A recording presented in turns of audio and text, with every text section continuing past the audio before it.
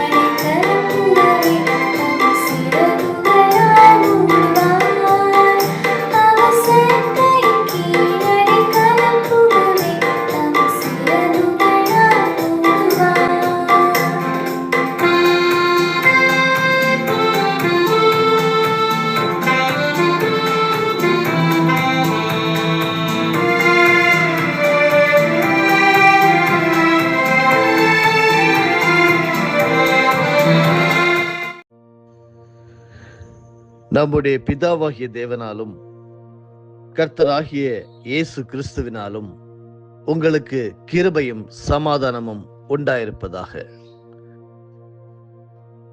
ஜெபிப்போம். பரலோகத்தின் அன்பு தேவனே, ஆண்டவராகிய இயேசு கிறிஸ்துவின் பரிசுத்த நாமத்தினாலும் திட்டற வாளனாகிய பரிசுத்த ஆவியானவரின் பெயராலும் உம்மிடம் நாங்கள் தாழ்த்தி நீர் மகிமைப்படும்படியாக இந்த காலை வேளையிலே உம்மோடு நாங்கள் ஜெபிக்கிறோம். எங்களுக்கு என்று நீர் முன் குறித்திருக்கிற இந்த சமயம், இந்த சூழ்நிலை சாதகமாக உம்மோடு பேசக்கூடிய ஒரு நல்ல வாய்ப்பை தந்திருக்கிறது. உமக்கு நன்றி செலுத்துகிறோம். இந்த ஜெபத்திலே என்னோடு இணைந்திருக்கிற ஒவ்வொரு விசுவாசியுடைய தேவைகளை சந்திப்பீராக. பல்வேறு தேவைகளோடு இருக்கிறவர்கள் உண்டு தகப்பனே. தனிப்பட்ட விதத்திலே குடும்பத்திற்காக பல தேவைகளோடு இருக்கிறவர்கள் உண்டு. எல்லா தேவைகளையும் அறிந்திருக்கிறவர் நீர். கர்த்தர் மேல் உன் பாரத்தை வைத்துவிடு, அவர் உன்னை ஆதரிப்பார், நீதிமானை ஒருபோதும் தள்ளாட விட்டார் என்கிற வார்த்தையை நாங்கள் நினைவு கூர்ந்து ஜெபிக்கிறோம். சேர்ந்து ஜெபிக்கிறோம் தகப்பனே. தினம் ஒரு சத்திய வார்த்தை நிகழ்ச்சியின் மூலமாக அவருடைய வாழ்க்கையிலே ஒரு விடியலை உண்டாக்கும், ஒரு புதிய துவக்கம் உண்டாகட்டும் என்று சொல்லி வாழ்த்துகிறேன். ஆண்டவரே, நீர் ஜெபத்தை கேட்பீராக, பதில் கொடுப்பீராக. இன்றைக்கு இந்த சத்தியத்தின் மூலமாக நாங்கள் கற்றுக்கொள்ளக்கூடிய ஒவ்வொரு காரியத்தையும் அழகாக கற்றுத்தாங்க. கற்றுக்கொண்டது மட்டுமல்லாமல் உடைய ராஜ்யத்தின் விரிவாக்கத்திற்காக நாங்கள் உழைக்க உதவி செய்யும். சமர்ப்பிக்கிறோம். நீரே மகிமைப்படும். ஒவ்வொரு வாழ்க்கையிலும் வெற்றி கொடி பறக்கட்டும் என்று சொல்லி ஜெபிக்கிறேன். அரணான கோட்டையாக தொடர்ந்து காத்துக்கொள்ளும் இயேசு இரட்சகர் மூலமே ஜெபிக்கிறேன் நல்ல பிதாவே, ஆமென். காட்வின் ஜான் மினிஸ்ட்ரீஸ் தொகுத்து வழங்கும் தினம் ஒரு சத்திய வார்த்தை. இந்த நிகழ்ச்சி ஒவ்வொரு நாள் காலை 5:45 மகிமை டிவியிலே தமிழ்நாடு முழுவதிலும், 7 மணிக்கு ஜீசஸ் டிவியிலே தமிழ் தொலைக்காட்சிகளிலே நீங்கள் பார்த்து தேவனை மகிமைப்படுத்தலாம். அதே போல வாட்ஸ்அப் குழுக்களிலே ஆயிரக்கணக்கான ஜனங்களுக்கு ஒவ்வொரு நாளும் ஆண்டவருடைய வார்த்தை சென்று சேருகிறது. இது தேவ ராஜ்யத்தின் விரிவாக்கத்திற்காக நாம் ஏறெடுத்திருக்கிற முயற்சி. நீங்களும் இதிலே பங்குள்ளவர்களாக இருக்கிறீர்கள், உதவி செய்கிறீர்கள், ஆதரவு தருகிறீர்கள், உற்சாகப்படுத்துகிறீர்கள். தேவன் உங்களை ஆசீர்வதிப்பாராக. இந்த நாளுக்குரிய தியானத்தின் தலைப்பு நேற்றைய தினத்தின் தொடர்ச்சியான ஆவியினாலே ஆகும். சகரியா 4:6 மற்றும் 7. அப்பொழுது அவர் செருபாபேலுக்கு சொல்லப்படுகிற கர்த்தருடைய வார்த்தை என்னவென்றால், பலத்தினாலும் அல்ல, பராக்கிரமத்தினாலும் அல்ல, என்னுடைய ஆவியினாலேயே ஆகும் என்று சேனைகளின் கர்த்தர் சொல்லுகிறார். பெரிய பர்வதமே, நீ எம்மாத்திரம்? செருபாபேலுக்கு முன்பாக நீ சம பூமி ஆவாய். தலைக்கல்லை அவன் கொண்டு வருவான், அதற்கு கிருபை உண்டாவதாக, கிருபை உண்டாவதாக என்று ஆர்ப்பரிப்பார்கள் என்றார். ஒரு அருமையான ஆவிக்குரிய சத்தியத்தை கர்த்தர் இன்றைக்கும் தொடர்ந்து உங்களுக்கும் எனக்கும் கற்றுத்தர விரும்புகிறார். நம்முடைய பலத்தினாலும் அல்ல, பராக்கிரமத்தினாலும் அல்ல, தேவனுடைய ஆவியினாலே ஆகும். மற்ற எந்த விதத்திலும் ஆகாது. பணம், செல்வம், பொருள், நண்பர்கள், அதிகாரிகள், ஆள்பலம் எதுவுமே ஆகாது. பரிசுத்த ஆவியானவரில் சார்ந்து கொள்ளும் போது மனுஷரால் கூடாதவைகளை அவர் கைகூடு வரும்படி செய்வார். இதைதான் நேற்றைய தினத்திலே சந்தித்தோம்.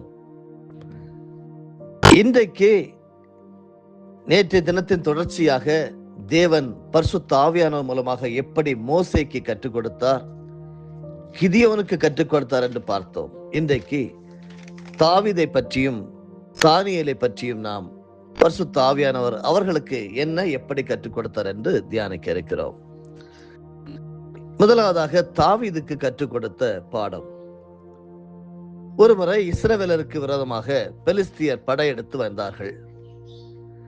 பெலிஸ்தேரின் யுத்த வீரனாகிய கோலியாத் என்னும் ராட்சசன் பெரிய பர்வதம் போல எழுந்து வந்து இஸ்ரவேலருக்கு விரோதமாக சவால் கொடுத்தான். தேவனாகிய கர்த்தருடைய நாமத்தை நிந்தித்தான். அவனுடைய தோற்றத்தை பார்த்த எல்லா இஸ்ரவேலரும் பயந்து நடுங்கினார்கள். ஆனால் வாலிபனான தாவீதோ யுத்த பயிற்சி பெறாமல் இருந்தாலும், போர்க்கவசங்களை அணியக்கூடாதவனாய் இருந்தாலும், ஆடுகளை வனாந்தரத்தில் மேய்க்கும் வாழ்க்கையிலே ஒரு நல்ல ஆவிக்குரிய பாடத்தை கற்றிருந்தார். அது என்ன பாடம்? ஆவியினாலேயே ஆகும் என்பதே அந்த பாடம். கோலியாத்தை எதிர்ப்பதற்கு தாவீது 5 கூழாங்கற்களோடு எதிரிட்டு வந்தார். எப்படிப்பட்ட ஆயுதம் பாருங்கள்! 5 கூழாங்கற்களும் ஆண்டவருடைய 5 நாமங்களை குறிக்கிறது. கர்த்தருடைய நாமம் அதிசயமானவர், ஆலோசனை கர்த்தர், வல்லமையுள்ள தேவன், நித்திய பிதா, சமாதான பிரபு. ஏசாயா 9:6. கோலியாத்தை வீழ்த்த அந்த 5 கற்கள் தேவைப்படவில்லை. வல்லமையுள்ள தேவன் என்கிற ஒரு நாமமே போதுமானது. அந்த கல்லை கவனில் வைத்து தாவீது கோலியாத்தின் மேல் எறிந்த போது அந்த கல் கோலியாத்தின் நடு நெற்றியிலே பதிந்தது. பெரிய பர்வதமே, நீ எம்மாத்திரம்? தாவீதுக்கு முன்பாக நீ சம பூமியாவாய் என்கிற வார்த்தையின்படியே பெரிய பர்வதம் போன்ற கோலியாத் தொப்பென்று விழுந்தான். பின்புறமாக அல்ல, முன்புறமாக சாஷ்டாங்கமாய் தாவீதுக்கு முன்பாக விழுந்து பணிவதை போல இறந்து கிடந்தான். அன்பானவர்களே, இன்று கோலியாத்தை போல உங்களுக்கு பல எதிர்ப்புகள் இருக்கலாம். மந்திரவாதிகள் எழும்பி வரலாம், தீய மனுஷர்கள் சவால் கொடுக்கலாம். உங்களுக்கு துணை நிற்கும் கர்த்தர் பரிசுத்த ஆவியானவரில் சார்ந்து கொள்ளும்படி இந்த செய்தியின் மூலமாக ஆலோசனை சொல்லுகிறார். மட்டுமல்ல, எதிர்த்து நிற்கிற பர்வதத்தை பார்த்து, பெரிய பர்வதமே, பெரிய சாபங்களே, பெரிய நோய்களே, பெரிய கொடூரமான வியாதிகளே, பெரிய மந்திரவாதங்களே, தேவனுடைய பிள்ளைகளுக்கு முன்பாக நீங்கள் எம்மாத்திரம். இருக்கிற இடம் தெரியாமல் சம பூமியாய் நொறுங்கி போவீர்கள் என்று கர்த்தர் உரைக்கிறார். கர்த்தருடைய வார்த்தை உங்களுக்கு நேராக இப்படி தேடி வரும்போது கர்த்தர் உரைக்கிறதை அப்படியே நீங்கள் ஆம் என்றும் ஆமேன் என்றும் எடுத்துக்கொள்ள வேண்டும். குறிப்பாக சபைகளை நடத்துகிற மேய்ப்பர்களாக இருந்து தேவனுடைய மந்தையை காத்துக்கொள்ளுகிற சுவிசேஷகர்களுக்கு, ஊழியக்காரர்களுக்கு இன்றைக்கு தாவீதுக்கு கற்றுக் கொடுத்த பாடத்தை தான் தேவன் நமக்கும் கற்றுத்தருகிறார்.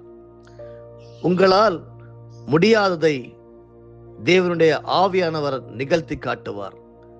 உங்கள் சபையை, உங்கள் ஊழியங்களை, நீங்கள் சுவிசேஷம் அறிவிக்கின்ற பகுதிகளை சுற்றி பல்வேறு விதமான ராட்சதர்கள், கோலியாத்கள் எழும்பி இருக்கலாம்.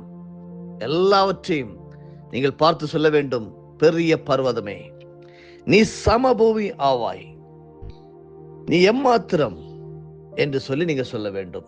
எப்படிப்பட்ட பெரிய சாபங்களாக இருக்கட்டும், பெரிய நோய்களாக இருக்கட்டும், பெரிய பெரிய வியாதிகளாக இருக்கட்டும், உங்களை எதிர்த்து நிற்கிறவன் மரணமடைவான், சமபூமியாவான். இது பரிசுத்த ஆவியானவரால் இன்று காலை நமக்கு தரக்கூடிய தேவ வாக்கு. பரிசுத்த ஆவியானவருடைய துணையோடு நீங்கள் தனிமரமாக நின்றாலும் உங்கள் கூடவே ஒரு பெரிய சேனை இருக்கிறது என்பதை நீங்கள் மறந்துவிட வேண்டாம். கிறிஸ்தவனாக இருக்கிறேன், ரட்சிக்கப்பட்டிருக்கிறேன், நான் தனி ஒரு விசுவாசியாக, தனி ஒரு ஊழியக்காரனாக கைவிடப்பட்டிருக்கிறேன் என்று சொல்லி ஒரு நாளும் நினைக்க வேண்டாம். பெரிய பர்வதமே நீ எம்மாத்திரம், செருபாபேலுக்கு முன்பாக நீ சமபூமி ஆவாய், தலைக்கல்லை அவன் கொண்டு வருவான், அதற்கு கிருபை உண்டாவதாக, கிருபை உண்டாவதாக என்று ஆர்ப்பரிப்பார்கள் என்றார். நடந்ததா? அப்படியே நடந்து ஏறிட்டு அருமையானவர்களே, இன்றைக்கு நீங்கள் உங்களுக்கு விரோதமாக இருக்கக்கூடிய பெரிய பர்வதம் என்று நினைத்திருக்கக்கூடிய காரியங்களை குறித்து இப்பொழுதே நீங்கள் அறிவிக்கலாம், கிருபை உண்டாவதாக, கிருபை உண்டாவதாக என்று சொல்லலாம். நிச்சயமாகவே பெரிய பர்வதம் உங்களுக்கு முன்பாக தொப்பென்று விழக்கூடிய சூழ்நிலைகள், காலங்கள் வெகு விரைவில் வருகிறது. நம்பிக்கையோடு இருங்கள், அரணுக்கு திரும்புங்கள். கடைசியாக ஆவியினாலே ஆகும் என்கிற தலைப்பிலே தானியேலுக்கு தேவன் கற்றுக் கொடுத்த பாடத்தை நாம் தியானித்து ஜெபிப்போம். தானியேல் என்கிற அந்த வாலிபர் பாபிலோன் சேனைகளால் சிறைப்பிடிக்கப்பட்டு எருசலேமிலிருந்து பாபிலோன் தேசத்திற்கு கொண்டு போகப்பட்டார். எவ்வளவு காலம் இந்த சிறையிருப்பு நீடிக்கும்? எப்பொழுது கர்த்தரை எதிர்த்து நிற்கிற ராஜ்யங்களுக்கு ஒரு முடிவு உண்டாகும்? எப்பொழுது கர்த்தர் ராஜாதி ராஜாவாய் வந்து இந்த உலகத்தை அரசாட்சி செய்வார்? கர்த்தர் சொல்லிக் கொடுத்த பாடம் என்னுடைய ஆவியினாலேயே ஆகும் என்பதே. அப்பொழுது பாபிலோனை அரசாண்ட ராஜாவாகிய நேபுகாத் நேச்சாருக்கு கர்த்தர் சொப்பனம் மூலமாக சில காரியங்களை வெளிப்படுத்தினார். சொப்பனத்தின் அர்த்தத்தை தானியேலுக்கு தெரியப்படுத்தினார். தானியேல் ராஜாவை பார்த்து, நீர் பார்த்து கொண்டிருக்கும் போதே கைகளால் பெயர்க்கப்படாத ஒரு கல் பெயர்ந்து உருண்டு வந்தது. அது அந்த சிலையை இரும்பும் களிமண்ணுமாகிய அதன் பாதங்களில் மோதி அவைகளை நொறுக்கி போட்டது என்று தானியேலின் புஸ்தகம் 2வது அதிகாரம் வசனம் 34 படிக்கிறோம். இந்த சிலையானது உலகத்தின் சாம்ராஜ்யங்களை காண்பிக்கிறது. இந்த சாம்ராஜ்யங்களை எல்லாம் உலகத்தின் அதிபதியாகிய பிசாசு அரசாட்சி செய்து கொண்டிருக்கிறார். இவைகளுக்கு முடிவு உண்டாக்க வேண்டும் என்றால் கைகளால் பெயர்க்கப்படாத ஒரு கல்லாகிய இயேசு கிறிஸ்து வந்தே தீர வேண்டும். சிலையை மோதின கல்லோ என்றால் ஒரு பெரிய பர்வதமாகிய பூமியை எல்லாம் நிரப்பிற்று. அப்படியே இயேசு கிறிஸ்து உலக ராஜ்யங்களை எல்லாம் நொறுக்கி நிர்மூலமாக்கி தானே ராஜாதி ராஜாவாக, கர்த்தாதி கர்த்தாவாக பூமியை அரசாளுவார். இதை தானியேல் 2வது அதிகாரம் வசனங்கள் 35 வசனம் 44 நாம் நம்ப முடிகிறது. பல வேத வசனங்கள் இயேசுவை ஒரு கல்லுக்கு ஒப்பிட்டு சொல்லுகிறது. ஆதலால் கர்த்தராகிய ஆண்டவர் உரைக்கிறதாவது, இதோ அஸ்திபாரமாக ஒரு கல்லை நான் சீயோனிலே வைக்கிறேன், அது பரீட்சிக்கப்பட்டதும் விலையேறப்பெற்றதும் திட அஸ்திபாரம் உள்ளதுமான மூளைக்கல்லாயிருக்கும், விசுவாசிக்கிறவன் பதறான் என்று ஏசாயா 28 வசனம் 16 படிக்கிறோம்.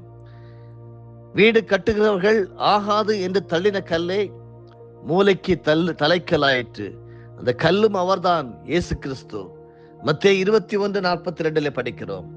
ஜீவ தண்ணீரை சுரக்க பண்ணுகிற கன்மலையும் அவர்தான். 1 கொரிந்தியர் 10:4 படிக்கிறோம். தடுக்கலின் கல்லும் இடர்தலின் கன்மலையும் அவர்தான். ஏசாயா 8:14 படிக்கிறோம். பெரிய உலகத்தின் அதிபதியாக சாத்தானே, அந்தகார வல்லமைகளே, தேவ ஜனங்களுக்கு விரோதமாக இருக்கும் அரசாங்கங்களே, நீங்கள் எம்மாத்திரம்? இயேசு கிறிஸ்துவாகிய தலைக்கல் வருகிறார். அவருக்கு முன்பாக நீங்கள் சம பூமியாய் போவீர்கள். இந்த கல்லின் மேல் விழுகிறவன் நொறுங்கி போவான். இது எவன் மேல் விழுமோ அது அவனை நசுக்கி போடும் என்று மத்தேயு 21:44 படிக்கிறோம். உலகத்தில் மனிதருடைய ஆளுகை முடிந்து சமாதான பிரபுவாகிய இயேசு அரசாள போகும் காலம் வருகிறது. அருமையானவர்களே, என் தேவனாகிய கர்த்தர் வருவார். தேவரீரோட எல்லா பரிசுத்தவான்களும் வருவார்கள். சகரியா 14:5 படிக்கிறோம்.